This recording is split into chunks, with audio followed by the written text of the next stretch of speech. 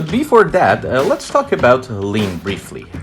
Lean methodology is a way of optimizing people, resources, and effort in your organization towards creating value for the customer.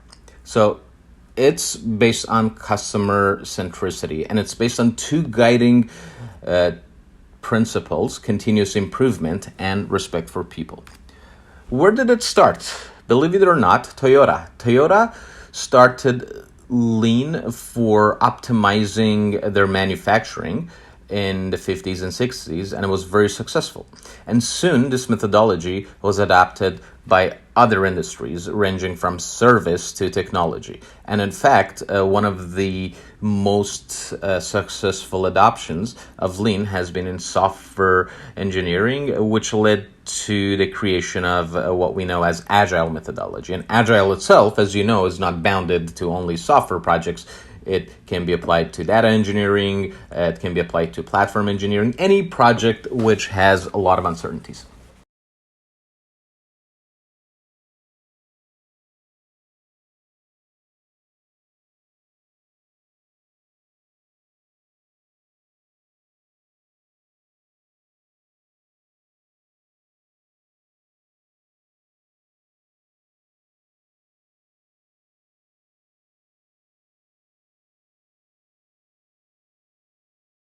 Kano Model is a tool from Lean methodology, and it helps you organize the requirements of your customers for your project in a more effective manner and per priority.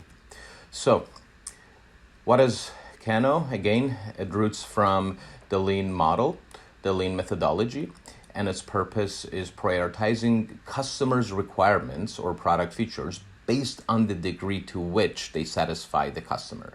Please note that the customer in this case can be external, internal, or your project sponsor. If you have a personal project, the customer of your project is you. And the beauty of this model is that you can even use it for your personal projects.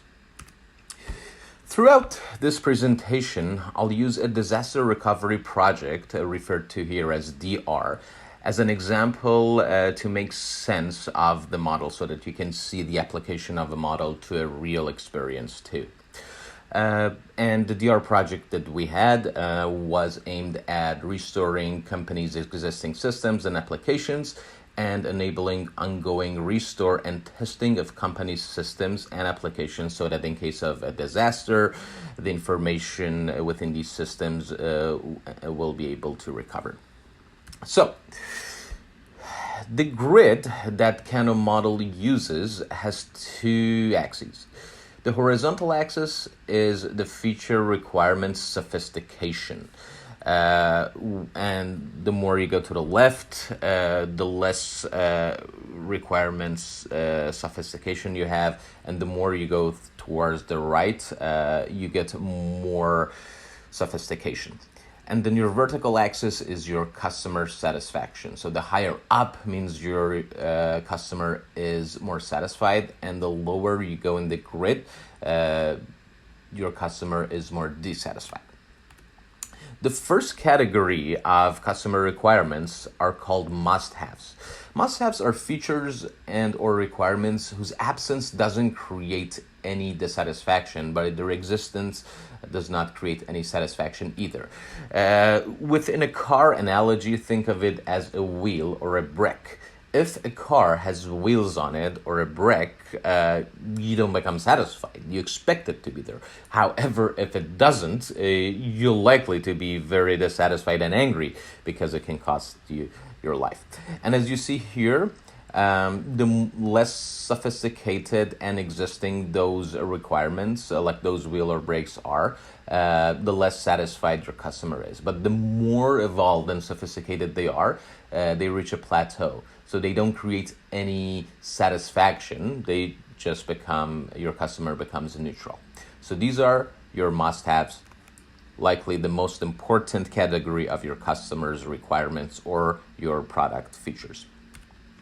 In the examples that we had, we interviewed the customers, and I need to note here that you should not assume your must-haves on your own and in a silo. You should always interview your customers and stakeholders and all of them, because something that may seem not like a must-have to you, you may think that something is a nice-to-have, maybe in fact a must-have for your customer. So after we interviewed our customers, we realized that there are two must-have requirements: restoring all of the applications which have not been restored, and testing if the restore has been successful. So those two things were things that our customer actually thought of as must-haves, that they had to exist. If they didn't, they would be angry. If they did exist, it didn't make them any happier.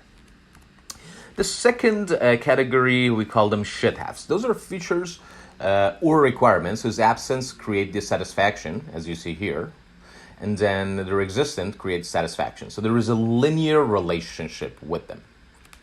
In our example, we had this list. So, for instance, identifying the dependencies between applications, generating DR sequencing and a plan for disaster recovery, having a testing schedule, running the disaster recovery for the most important applications as part of the project, identifying applications that can benefit from more testing, and then generating standard of procedures and artifacts. Those were things that were should-have. So if any of them didn't exist, the customer would have been dissatisfied, but with existence of each of them, the customer would become satisfied. So again, I want to emphasize here that you should not assume those yourselves. Always interview your customers. Ask them, if you have multiple stakeholders, ask all of them. Make sure that this comes from your customers' requirements and not you. And the last but not the least, nice-to-haves. Nice-to-haves are the opposite of must-haves. Those are features and requirements whose absence does not create dissatisfaction, and their existence creates satisfaction. So as you see here, if these requirements don't exist, they don't create any dissatisfaction, discomfort, or anger for your customer. However, if they exist, they actually make your customer happy. So in terms of priority, those are the lowest priority items. In our case, identifying deltas between local and cloud restore time, running the DR applications for a few more applications than what were among the should-haves, and completing extended testing for the identified applications were amongst the nice-to-haves. So if we had completed all the must-haves and should-haves, we had time and capacity, we could focus on these. This grid summarizes for you all three. As you see, must-haves, as mentioned, don't create any satisfaction, but if they're not there, they create dissatisfaction. Should-haves are linear. If they're there, customer is happy. If they're not there, customer is not happy. And nice-to-haves are the opposite of must-haves, the lowest priority. So if they are not there, not an issue. If they are there, your customer becomes happy. And one thing to note is that the priority of the must-haves are the highest, followed by the should-haves, and the lowest priority category is nice-to-haves. Second one, and sorry for repeating it again, make sure that all of these are based on your customer's input and not your assumptions. I'm gonna define some of the other acronyms that are used in the industry. So must-haves are also called basics. Should-haves are also called performance. And nice-to-haves are also called delights or could-haves. So if you see any of these terms, that's what they mean. And this is just a summary of what we discussed for the projects and the bucket for each of the must-haves, should-haves, and nice-to-haves. And a little bit of fun at the end of this video. So, believe it or not, I use this model to prioritize the requirements and the features for our honeymoon. So, and the customer in this case was not only myself, it was myself and my wife. In terms of must-haves, we agreed that safety is something that we expected to be there. If it's safe, we don't become really happy, but if it's unsafe, then there is a price to pay. We had a budget, so we wanted the trip to be within our budget, and we had a limited time, so 7 to 10 days is what we could afford. Based on these, we targeted areas that met these categories.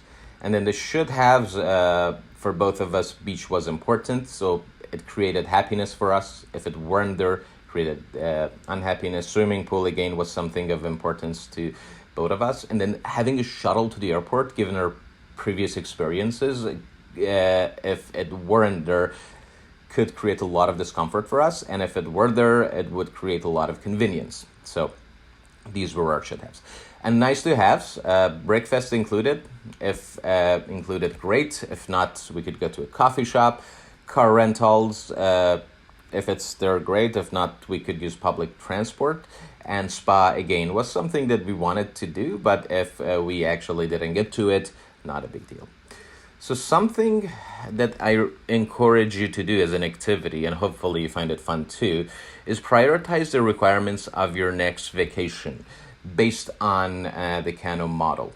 This could be a good activity to help you get started and put this into practice. If you enjoy our videos, please subscribe to our channel and be tuned for our next videos on project management, lean methodology, agile, and a lot of other hot topics. Thank you for watching this video.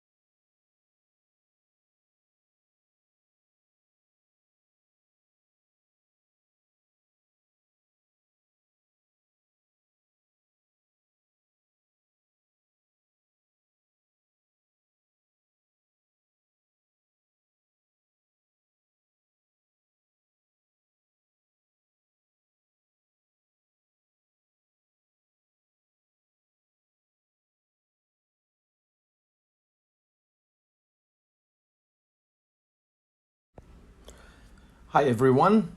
Today I'll be talking about some of the lean problem solving techniques. This includes root cause analysis, gap analysis, and ability to prioritize different alternatives to address the root causes.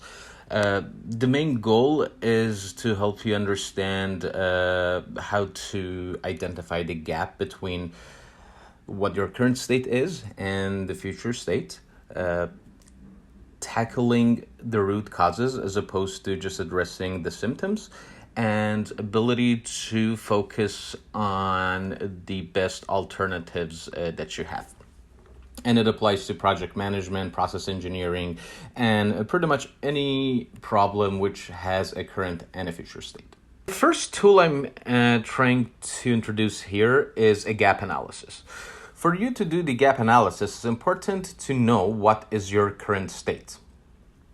For instance, your current state could be that the runtime for your code is 5 minutes, and your future state, you want to reduce it to less than 1 minute.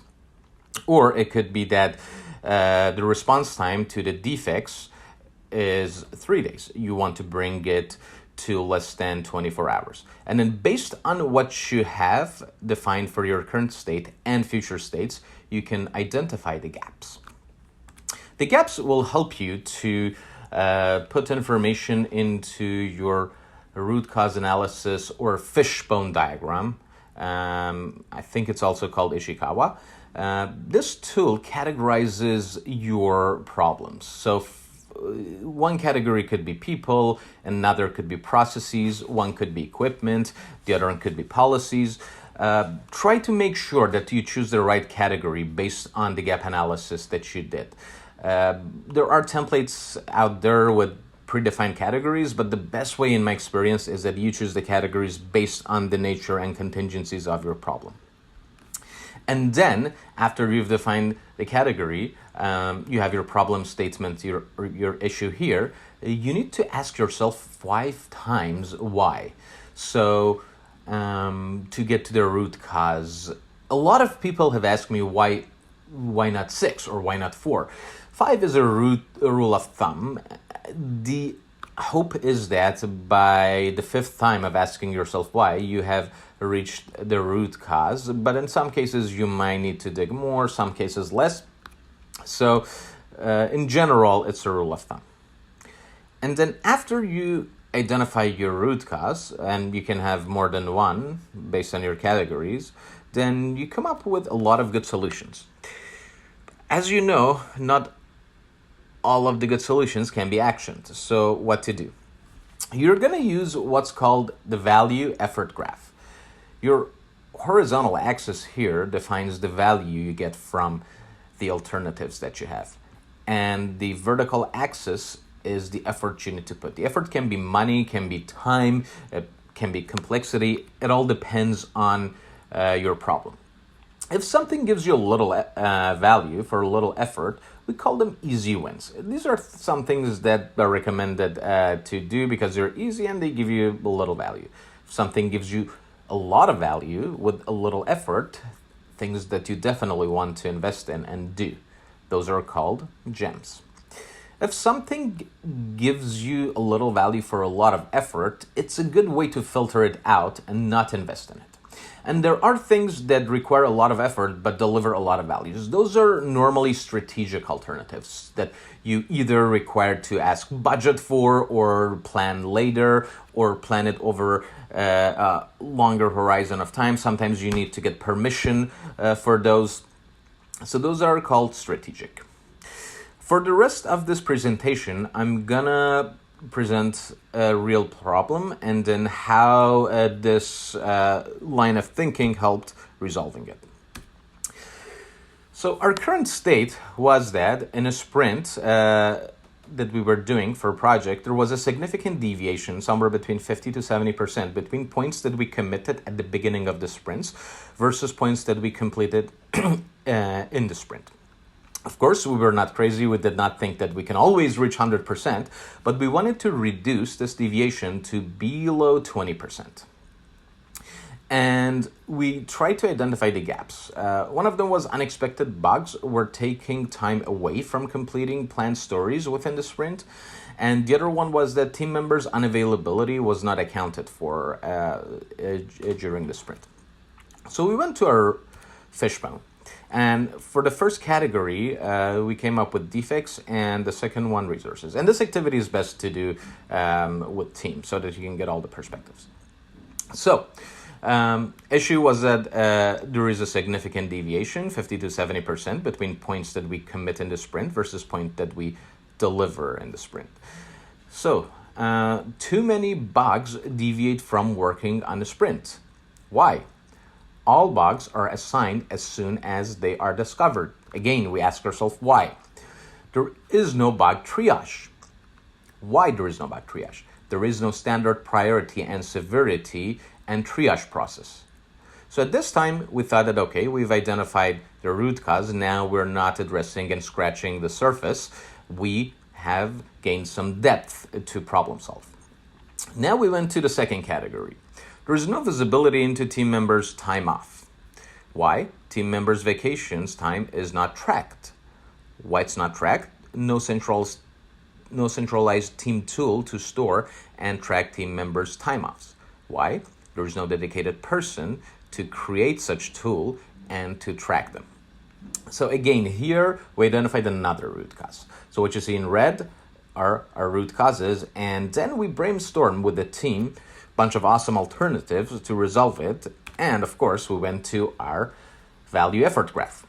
So here, as you see, we have an easy win. So we realized that, okay, if we use Jira to label and Jira labels and filters to distinguish between bug severity and priority, we can get some value. But okay, it gives some value. It doesn't require as much effort, but we still are not resolving the root cause, which was the lack of a triage process.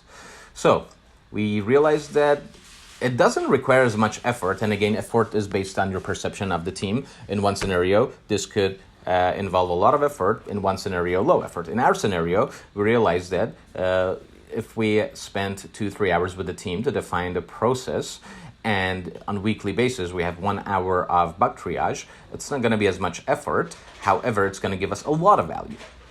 And as part of that process, defining and enforcing bug severity and priority levels so that we can consistently and in a standard manner triage the bugs.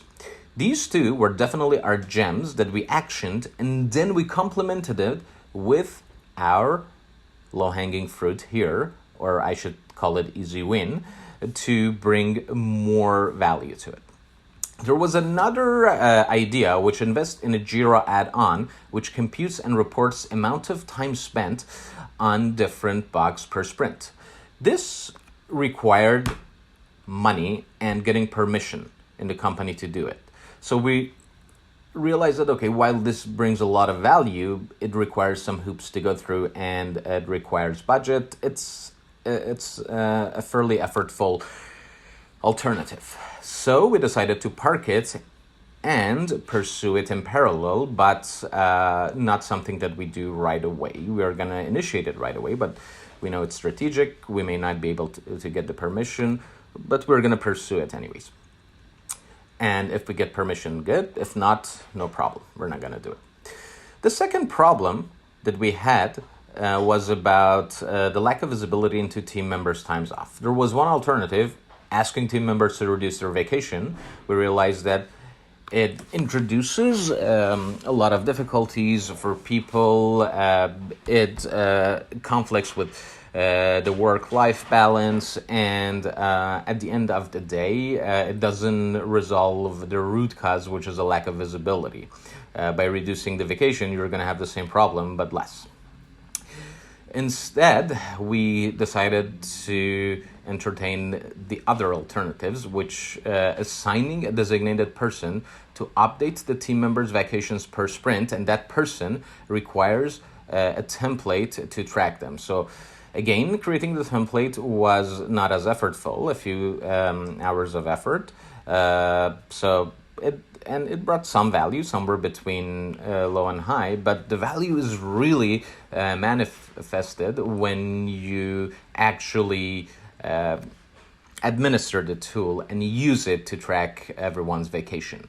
So once we had that person assigned, which because the effort was ongoing was a high, but still not high enough to be in the strategic quadrant per team's perception, we realized that, okay, this is going to be one of our gems. So we managed in this scenario to identify our gap, find our symptoms, and use the 5 why technique on the fishbone to find our root causes, and then brainstorm alternatives and assess the alternatives, which led to eliminating one of the alternatives, which was a don't do, parking and going in parallel with another one, which was strategic, and entertaining all of the gems and easy wins that we had. I hope that you have enjoyed this video. If you see values in these videos, please subscribe our channel and be tuned for our next videos as well. Thank you very much.